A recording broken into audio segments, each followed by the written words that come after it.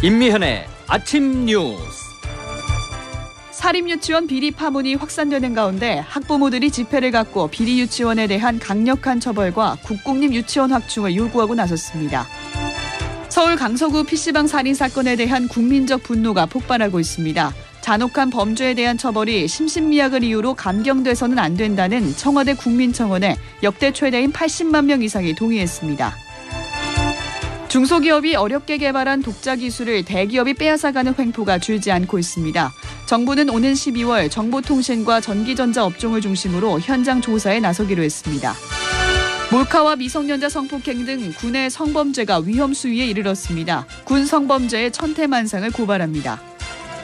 오늘 아침 서울의 기온이 8도까지 내려가 쌀쌀하지만 낮에는 19도까지 오르면서 일교차가 크겠습니다. 이상은 이 시간 주요 뉴스입니다. 여러분 안녕하십니까? 10월 22일 CBS 아침 뉴스입니다. 첫 소식입니다. 사립유치원 비리 파문이 계속 확산되는 가운데 이번에는 학부모들이 직접 행동에 나섰습니다. 학부모들은 아이를 믿고 맡겼던 유치원에 배신감을 느낀다며 비리 유치원에 대한 강력한 처벌과 국공립 유치원 확대를 촉구했습니다. 학부모들의 집회 현장에 김광일 기자가 다녀왔습니다. 어제 오후 경기 화성시 동탄 센트럴파크에는 이 지역 유치원 학부모들이 아이 손을 잡고 삼삼오오 모였습니다. 비리 유치원 강력 처벌! 주최 측은 500명이 넘었다고 추산했고 아이들에게 나눠주던 새싹을 상징하는 초록풍선 1000개는 모두 동이 났습니다. 30, 40대 맞벌이 부부가 많은 동탄에서는 유치원에 입학하는 게 대학 입시 수준이라는 말이 나올 정도로 경쟁이 치열합니다.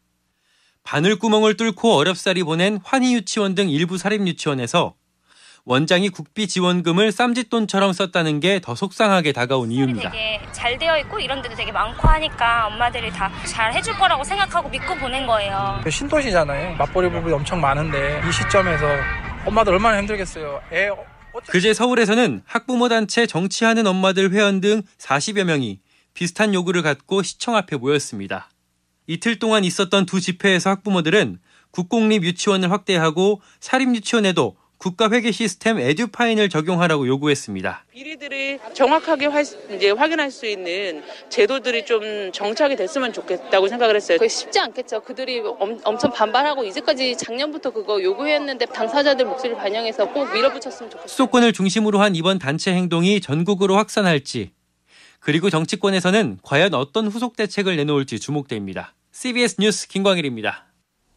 더불어민주당과 청와대, 교육부가 어제 국회에서 비공개 회의를 갖고 사립유치원 비리 방지 대책을 논의했습니다.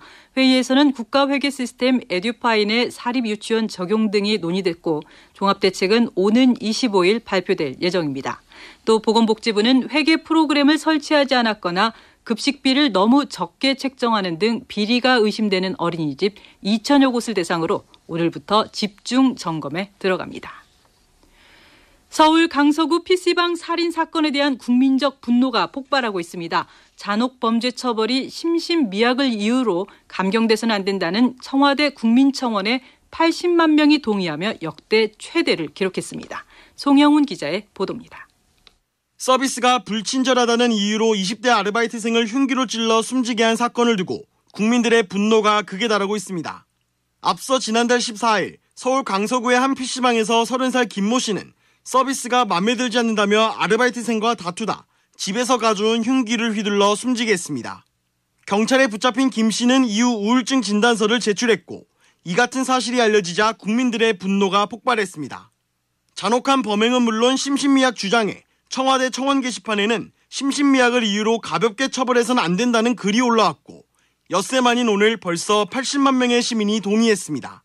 청와대 청원 게시판이 생긴 이래 사상 최대 인원이 참여한 것으로 곧 100만 명을 넘어설 것으로 보입니다. 다만 전문가들은 이번 사건에서 심신미약이 적용되지 않을 것이라고 보고 있습니다. 경기대학교 이수정 범죄심리학과 교수입니다. 우울증으로는 쉽게 감염되지는 않습니다. 우발적으로 그냥 흉기 난동 정도로 끝난 상황이 아닙니다. 정신과적으로 문제가 있다라는 거하고 재판 과정 중에 형사 책임을 면해줄 정도냐 하는 거하고는 완전히 다른 문제이기 때문에. 이러한 가운데 피의자 김 씨는 오늘부터 길게는 한 달간 국립법무병원 치료감호소에서 의사와 전문가들이 참여한 가운데 정신감정을 받습니다. 한편 사건 발생 이후 인터넷상에서 피의자 김 씨가 조선족이라며 퍼진 괴소문에 대해 경찰은 김 씨는 한국인이고 조선족과는 상관이 없는 사람이라고 선을 그었습니다. CBS 뉴스 송영훈입니다. 경찰은 심의위원회를 열어 PC방 살인 사건의 피의자 김모 씨의 신상 공개 여부를 결정하기로 했습니다. 강호순 사건 이후 정비된 현행법은 범행 수법이 잔인하고 중대한 피해가 발생한 강력범죄 피의자의 얼굴을 공개할 수 있도록 하고 있습니다. 다음은 중소기업에 대한 대기업의 대표적인 갑질, 기술 탈취 문제를 집중 보도하겠습니다.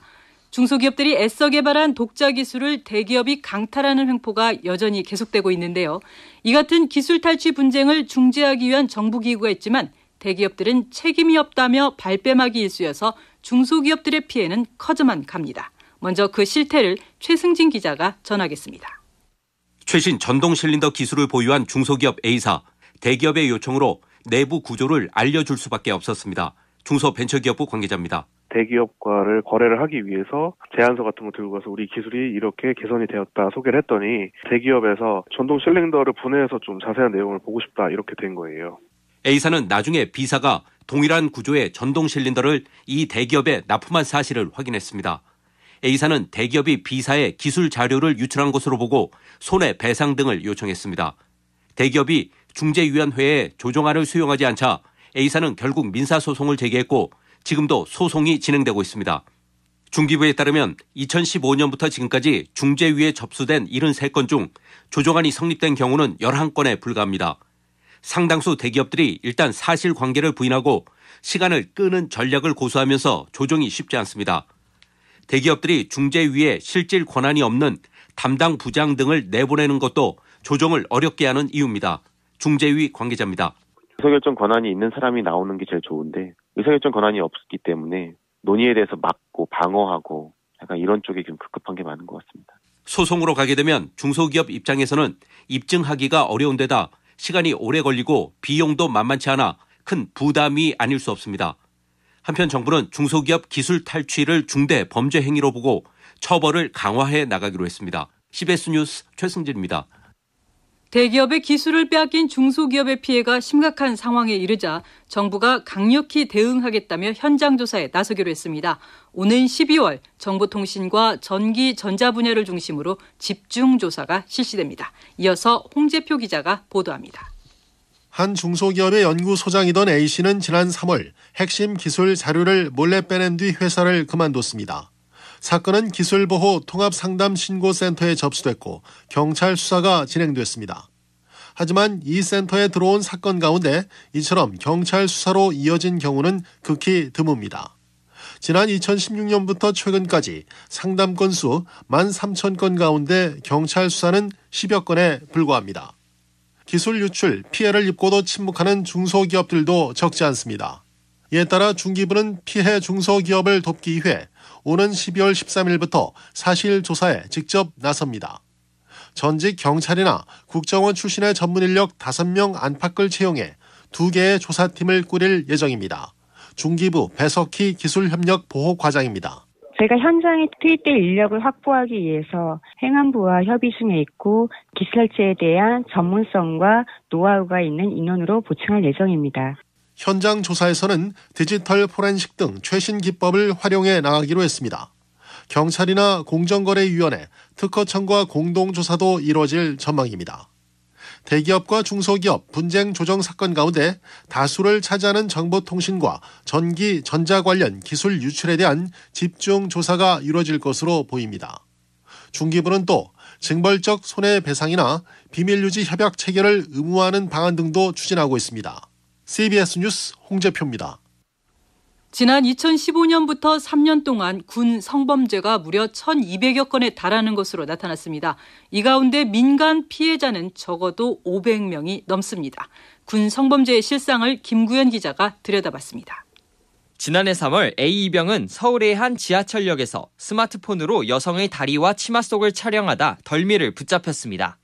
그동안 이렇게 촬영한 횟수만 121회로 1심에 해당하는 보통 군사법원에서 징역 1년에 집행유예 6개월을 선고받았지만 대법원에 해당하는 고등 군사법원에서 벌금 800만 원으로 감형됐습니다. 그런가 하면 지난해 6월에는 비상병이 술에 취해 10대 청소년을 폭행한 뒤 성추행했고 한 전투부대의 상사는 후임 하사의 성기를 중대원들이 보는 앞에서 만지기도 했습니다. 이런 식으로 2015년부터 3년 동안 성범죄로 재판을 받은 군인은 1279명, 이 중 육군이 1024명, 82%로 가장 많았고 이어 해군이 124명, 공군이 108명이었습니다. 심각한 것은 13세 이하 미성년자를 대상으로 한 성범죄나 몰래카메라, 리벤지 포르노 등 최근 사회 문제로 대두된 성범죄 비율이 군인을 대상으로 한 성범죄에 이어 두 번째라는 사실입니다. 2016년부터 올해 7월까지 군 성범죄 민간 피해자는 최소 510명입니다. 자료를 공개한 더불어민주당 송기현 의원입니다. 성범죄는 계급은 물론 장소와 대상도 구분하지 않고 범죄 수법도 다양하게 발생하고 있습니다. 그런데 성범죄 문제에 대해서 철저히 대처하지 못하면 사회적 문제로 이어질 우려가 높은 만큼 국방부와 군이 실태 조사와 대책 마련에 적극적으로 나서야 합니다. 군인은 국민의 생명과 재산을 지키기 위해 특수한 환경에서 근무하는 만큼 군 성범죄 예방 교육과 관리가 더욱 절실한 상황입니다. CBS 뉴스 김구현입니다. 문재인 대통령은 7박 9일간의 유럽 순방을 마치고 어제 오후 귀국했습니다. 유럽에서 강조한 대북 제재 완화 필요성을 놓고 정부는 미국과 본격적인 협의에 들어갈 것으로 보입니다. 청와대에서 박지환 기자가 보도합니다. 문재인 대통령은 7박 9일간 유럽 순방을 통해 프랑스, 영국 등 유엔 안보리 상임 이사국은 물론 독일, 이탈리아 등 주요국을 상대로 영변 핵시설 폐기가 이뤄지면 대북 제재가 완화돼야 한다고 역설했습니다. 제재 완화를 통한 북한의 국제사회 대비 필요성도 언급했습니다. 북한과 같이 제조업 중심의 성장을 거치지 않은 나라들은 처음부터 경제성장과 지속가능한 발전을 동시에 도모하는 성장 모델을 적용할 수 있도록 도울 수 있을 것입니다. 프란치스코 교황의 방북 의사를 확인한 것도 향후 한반도 평화정착 프로세스에서 가장 든든한 우군을 확보했다는 평가입니다. 문제는 대북 제재 완화 필요성에 대한 미국과의 공조입니다. 최종적이고 완전히 검증된 비핵화 전에 대북 제재 완화는 없다는 게 미국의 입장이어서 비핵화 촉진을 위한 제재 완화와는 온도차가 느껴집니다. 이에 따라 청와대는 미국과 의견을 좁히기 위해 조만간 정의용 국가안보실장이 존 볼턴 백악관 국가안전보좌관과 통화를 할 것으로 보입니다. 또 강경화 외교장관과 마이크 폼페이오 국무장관 간 채널을 가동하거나 필요하면 문 대통령이 직접 트럼프 대통령에게 전화를 걸어 유럽에서 대북 제재 완화 필요성을 강조한 이유와 교황 방북 의미 등을 상세하게 설명할 것으로 예상됩니다. 특히 문 대통령 귀국 시점에 맞춰 외교부 이도훈 한반도 평화교섭본부장이 워싱턴으로 출발한 것도 주목됩니다. 이 본부장은 출국 전 기자들과 만나 스티브 비건 대북 특별대표와 비핵화 추진 방법을 협의할 것이라고 밝혔습니다. 청와대에서 CBS 뉴스 박지환입니다. 사법농단 의혹을 수사 중인 검찰은 이번 사태의 핵심 인물인 임종원 전 법원행정처 차장에 대한 구속영장을 이르면 이번 주 중 청구할 것으로 보입니다. 보도에 김승모 기자입니다. 지난 15일 첫 소환 이후 4차례 조사를 받은 임종원 전 법원행정처 차장은 혐의를 부인하는 것으로 전해졌습니다. 문건 작성 경위나 지시 여부에 대해 기억나지 않는다거나 지시한 적이 없다는 답변입니다. 검찰 내부에서는 임 전 차장이 혐의를 부인하는 데다 조사할 내용이 광범위한 점 등을 이유로 구속영장을 청구해야 한다는 의견이 나온 것으로 전해졌습니다. 양승태 전 대법원장 등 윗선 개입 여부를 밝히기 위해서라도 신병 확보가 필수적이라는 얘기입니다. 한두 차례 더 소환 조사한 이후 영장을 청구하는 방안이 나오는 배경입니다. 다만 현 시점에서 임 전 차장에 대한 구속영장 청구가 수사에 방해가 될 우려가 있다는 점 등은 고심거리입니다. 구속영장 청구 내용을 토대로 수사 내용이나 계획이 알려질 가능성이 있기 때문입니다. 이 때문에 법관 사찰 등 상대적으로 명백한 혐의만 구속영장 청구서에 기재하는 전략적인 방안을 택할 것이라는 전망이 나옵니다. 최근 법원이 이명박 전 대통령 사건 등 주요 재판에서 사법행정권 남용 의혹과 관련해 핵심인 직권남용 권리행사 방해 혐의를 엄격한 잣대로 보는 점도 불리한 요소입니다. 사법행정권 남용 의혹과 관련해 윗선 개입 여부를 밝혀야 하는 검찰의 선택에 이목이 쏠리고 있습니다. CBS 뉴스 김승모입니다. 지난달 28일부터 모든 도로에서 전 좌석 안전벨트 착용 의무화가 시행되고 있지만 정작 시내버스는 빠져 있어 사각지대에 내몰린 것 아니냐는 지적이 나오고 있습니다. 강원영동 CBS 유선희 기자가 취재했습니다. 안전벨트가 없는 시내버스에서 승객들이 의존할 안전장치는 천장과 의자 뒤편 손잡이뿐입니다. 취재진이 직접 시내버스를 타본 결과 대다수 운전기사는 시속 60에서 최대 80km 가까이 속도를 내며 주행하고 있었습니다.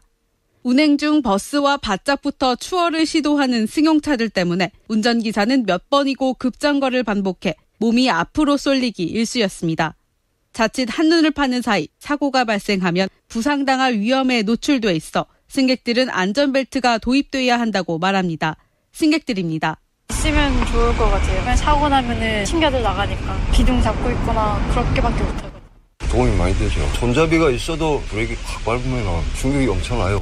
자동차와 자동차 부품의 성능과 기준에 관한 규칙 제27조에 따르면 시내버스, 농어촌버스, 마을버스의 좌석은 안전벨트를 설치하지 않을 수 있습니다.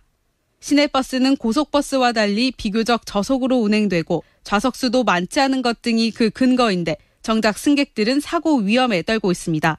도로교통공단 신규주 교수입니다. 안전벨트의 큰 의미를 생각해보면 안전하자고 내야 된다라고 하는 부분이잖아요. 근데 그 예상에도 조금은 변화를 줘야 될 필요가 있다. 안전벨트가 장착되어 있는 차량들을 점점 늘려가고 승객들의 안전을 위해서는 시내버스도 더 이상 예외로 보지 말아야 한다는 지적에 귀 기울일 필요가 있어 보입니다. CBS 뉴스 유선입니다. 다음은 간추린 소식을 최선아 아나운서가 전해드립니다.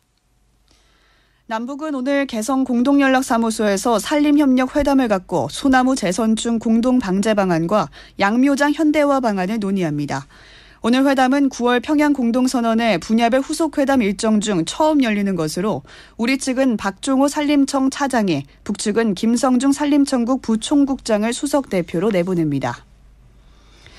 공인중개사들이 인위적으로 시세를 조작하거나 산업회 등 단체를 구성하고 중개 수수료율을 정하는 등의 행위를 담합으로 규정하고 적발시 자격 등록을 취소하는 방안이 추진됩니다.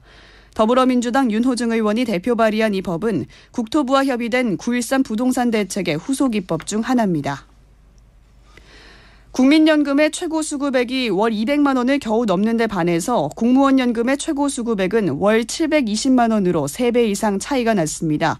또 국민연금의 월 평균 연금액이 약 37만 원인 것에 비해서 공무원 연금 수급자는 1인당 월 240만 원을 수령하고 있었습니다. 어제 오후 5시쯤 대만 북동부 이란현에서 열차가 탈선해 22명이 숨지고 171명이 크고 작은 부상을 입는 최악의 사고가 발생했습니다. 사상자는 미국인 1명을 제외하고는 모두 대만인으로 한국인 피해자는 없는 것으로 확인됐습니다. 지금까지 간추린 소식이었습니다.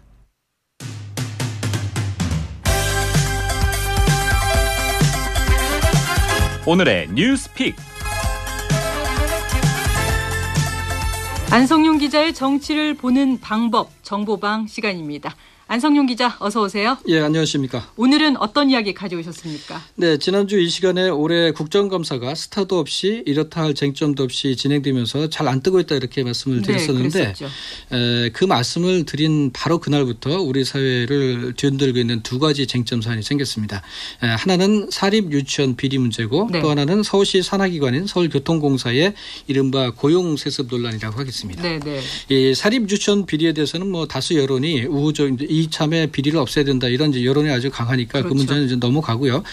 오늘 이제 서울교통공사의 이른바 고용세습 논란에 대해서 말씀을 드리고 있습니다. 자유한국당은 고용세습이다, 또 청년 일자리 도둑이다 이러면서 공세를 강화하고 있거든요. 예. 국회의원이 면책특권이 적용되는 국정감사를 통해서 이런저런 의혹과 문제점들이 이제 국정감사를 통해서 제기가 되고 있는데 일방적 주장이나 잘못된 팩트들을 담고 있는 경우가 많아서 꼼꼼히 살펴볼 필요가 있습니다. 특히 이번에 서울교통공사의 이른바 고용세습 채용비리 사건은 한쪽의 주장을 이제 그대로 받아들이다가는 이제 잘못하면 이제 낭패를 볼 수도 있겠습니다. 낭패라고 하셨는데 야당의 주장이나 또 지금 나온 언론 보도가 잘못된 잘못된 부분이 있다는 말씀입니까? 예, 서울교통공사 직원 17,000명 정도가 되는데 네. 이 가운데 서울지하철공사와 서울도시철도공사 자회사나 하청업체에서 근무를 하다가 구의역 사고 이후에 차별 해소와 처우 개선 차원에서 우선적으로 무기계약직인 업무직으로 전환됐다가 다시 이제 지난 3월에 일반직으로 정규직으로 완전 정규직으로 전환된 인원이 1,285명입니다. 1,285명. 예, 이 1,285명 가운데 배우자나 자녀 6촌 이내의 친족이 같이 근무한다 이렇게 대답한 인원이 108명이라고 하는데요. 관건은 1,285명이 정규직 전환 과정에 특혜를 받는지, 특히 교통공사에 가족을 둔 108명의 채용 과정에 특혜나 위법이 있었냐 이런 것입니다. 네, 특혜나 위법이 있었던 건 아닌가요? 이런저런 보도들이 난무하다 보니까 그 교통공사의 정규직 전환 과정이 문제투성이고 비리의 온상인 것처럼 이제 비춰지고 있습니다만은 뭐 그렇지는 않은 것 같습니다. 아하. 지금까지 문제로 드러난 것은 아주 단순합니다. 인사처장의 부인이 정규직으로 전환이 됐는데 이 사실을 숨겼다는 것이고요. 네. 그리고 한국노총 소속이었던 전 노조위원장, 지금은 1급 기술직 간부로 있다고 하는데 그분과 아들이 함께 역시 근무하고 있었는데 이 108명의 친인척 명단에 빠졌다는 것이죠. 네. 아버지와 아들, 남편과 부인이 같은 직장에 다닌다 이 자체만 가지고 문제가 될 것은 없습니다. 그렇죠. 그게 뭐 고용소습이고 채용 비리라고 하면은 부부교사도 문제고요. 또 한 집안의 전현직 판검사나 변호사 이런 이제 함께 있는 이런 법조인 집안은 뭐 법조 비리의 온상이다 이렇게 봐야 되겠죠.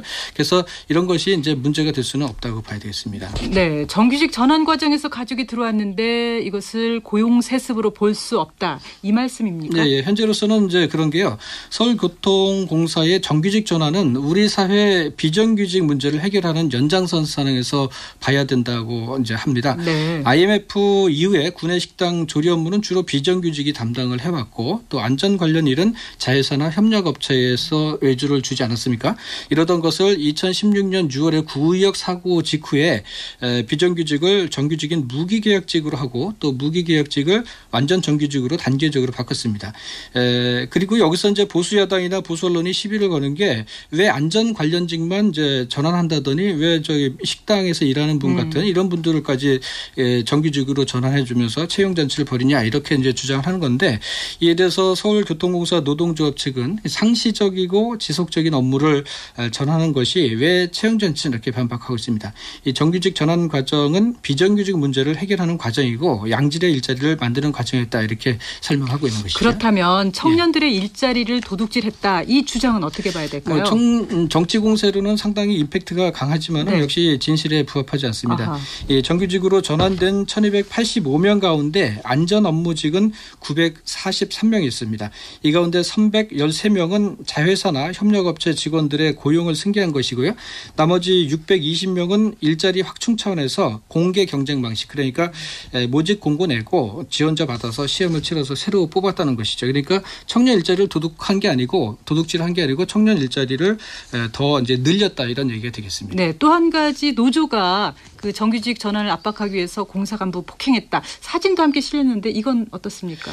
네, 이제 당시 화면 영상을 보면은 정규직 전환과 이제 저는 정규직 전환에 대한 요구를 이제 압박을 세게 하면서 그 공사 간부를 폭행한 것으로 이렇게 기사가 나오고 있는데 교통공사 노조 측은 이렇게 설명합니다. 당시 화면 영상은 정규직 전환과는 무관하게 임금 협상 체결 과정에서 노조 간의 이견 또 노사 간의 이견에 따라서 이제 벌어진 일이다는 것이죠. 네, 오늘은 여기까지 듣겠습니다. 지금까지 안성용 기자였습니다. 공항 소식 듣겠습니다. 이지영 씨가 전해드립니다. 네, 월요일 아침 오늘 전국 공항별로는 구름만 많이 껴있을 뿐 안개는 없어서 시정은 좋습니다. 비행기 잘 뜨고 내리고 있고요. 김포공항에서는 제주로 가는 비행기가 오전 6시 16분에 이륙한 것을 시작으로 국내선 전노선 정시 운항이 이어지고 있습니다. 최근 제주 노선의 좌석 구하기가 어려운데요. 수학여행과 단체 여행객이 늘면서 일찍 예약이 마감되고는 합니다. 오늘도 제주 출발 서울행은 빈자리가 남아있지 않고 서울에서 제주로 가는데도 오후 6시 이후에나 좌석 여유가 있습니다.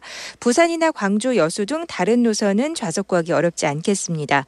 그 밖에 오는 28일부터 인천공항에서 필리핀 팔라완으로 가는 직항 노선이 신규 취항됩니다. 주 7회 매일 운항으로 인천공항에서는 오후 8시 35분에 출발합니다. 광정보였습니다. 이어서 날씨 알아봅니다. 기상청에서 이수경 리포터가 전해드립니다. 네, 일교차 큰 날씨가 이어지고 있습니다. 오늘 아침도 쌀쌀한 날씨로 시작하면서 대부분 10도를 밑돌고 있는데요. 서울과 대전은 현재 8, 9도 안팎의 기온이고 대구는 6.5도입니다. 낮 동안에는 지금보다 기온이 10도 이상 오르면서 대부분 20도 가까운 기온을 보이겠는데요. 오늘도 기온차를 감안한 옷차림이 필요하겠습니다. 서울과 원주, 속초와 대전, 광주와 대구의 낮 기온이 19도, 부산은 21도까지 오르겠는데요.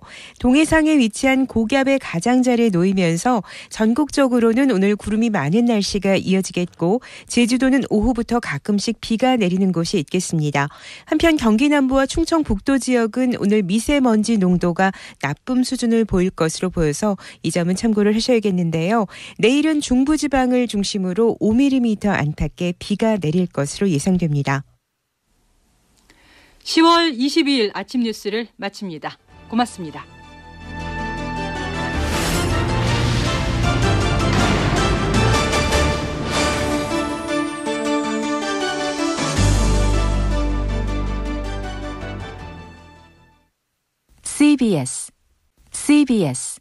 CBS